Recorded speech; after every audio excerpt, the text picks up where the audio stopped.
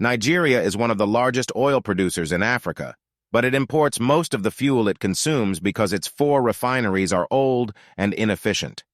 To make fuel affordable for the masses, the government pays a subsidy to fuel importers and marketers, who then sell it at a regulated price.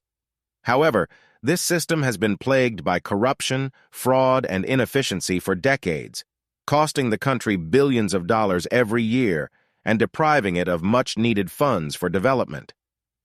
How do fuel subsidy scams work?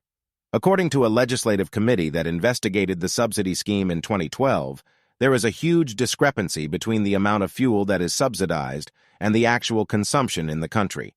The committee found that while Nigerians consumed about 35 million liters of fuel per day, the government paid for 59 million liters, leaving a gap of 24 million liters that was either over-invoiced by importers or smuggled out of the country. The committee also uncovered evidence of collusion between government officials and fuel importers, who inflated the cost and quantity of imported fuel, forged documents, and manipulated exchange rates to claim higher subsidies.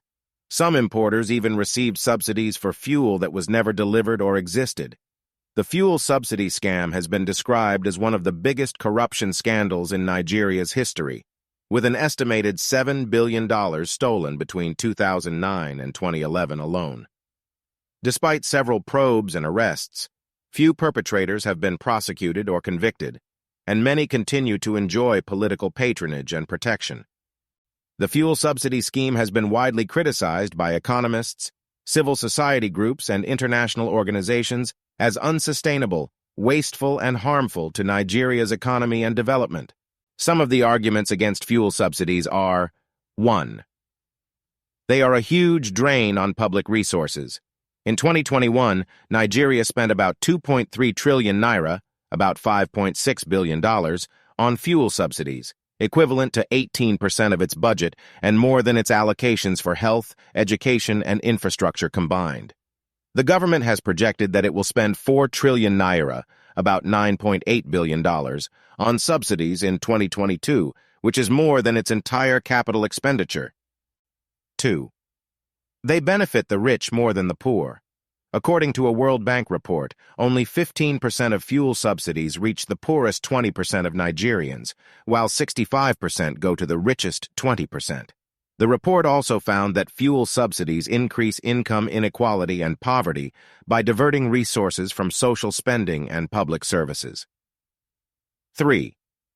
They encourage smuggling and environmental damage. The subsidized price of fuel in Nigeria is much lower than in neighboring countries, creating an incentive for smugglers to buy cheap fuel in Nigeria and sell it at higher prices across the border. This not only deprives the government of revenue, but also contributes to air pollution, traffic congestion, and road accidents. 4. They discourage investment and innovation in the oil sector. The fuel subsidy scheme creates a distorted market that discourages private investors from building new refineries or upgrading existing ones. It also reduces the incentive for consumers to adopt more efficient or alternative sources of energy, such as solar or gas. The removal of fuel subsidies is likely to cause an increase in the price of petrol and other commodities, which could affect the welfare of millions of Nigerians who already face high inflation, unemployment, and poverty. Therefore, it is important that the government implements measures to mitigate the negative impact of subsidy removal on the citizens. Some possible measures are: investing in public transportation and infrastructure to reduce congestion, improve mobility, and lower transport costs for commuters. This could include expanding bus rapid transit systems, building rail networks, repairing roads and bridges, and providing subsidies for mass transit operators. Supporting small businesses and farmers with access to credit, inputs, markets, and extension services to boost their productivity and income. This could include reducing taxes and tariffs on essential goods, providing grants and loans for entrepreneurs, and strengthening value chains and cooperatives. Enhancing the quality and coverage of health, education, and social services to improve the human capital and resilience of Nigerians.